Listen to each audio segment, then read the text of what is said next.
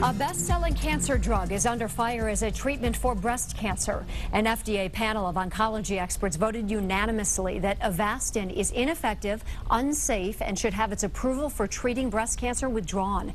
That recommendation now goes to the head of the FDA, Margaret Hamburg. She'll make the final decision sometime after July 28th.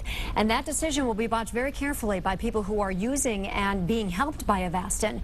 A man from Troy says he can't sit back and do nothing while his wife fights cancer. Action News reporter Michael Rosenfield talked to the man who says he'll continue the battle for a medication he says is working. Just back from suburban Washington, D.C., Terry Callie is vowing to continue the fight to save the cancer drug Avastin for breast cancer patients. We already have no choice.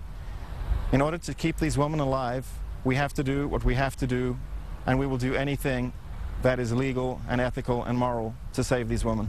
Callie's wife, Arlene, has battled breast cancer for more than 30 years. Eventually, it became stage 4 and spread to other parts of her body. The couple, who lives in Troy, believes Avastin has helped reverse some of the cancer. Thus far, we credit it with keeping her alive. The only way to find out if that would be incorrect would be to take it away, and that would be playing Russian roulette, which is why we need to leave this drug on the market, not only for her, but for the other women.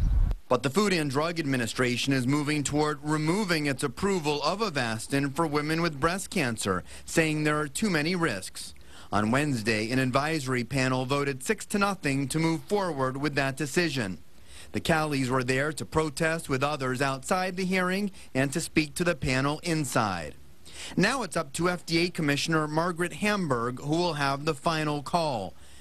Here is that if the commissioner rejects Avastin for breast cancer patients, insurance companies will no longer cover the cost. And that could be a death sentence for the thousands of women who depend on the drug but cannot afford some $100,000 a year the medication would cost them. Very wealthy folks can afford $100,000 after tax to pay for medications. For the rest of the folks, that's equivalent to a denial of access. That's equivalent to health care rationing. I'm Michael Rosenfield, Channel 7 Action News.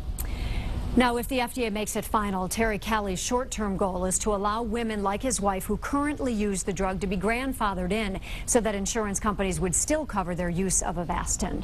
And his long-term goal is to allow all future patients to be covered as well.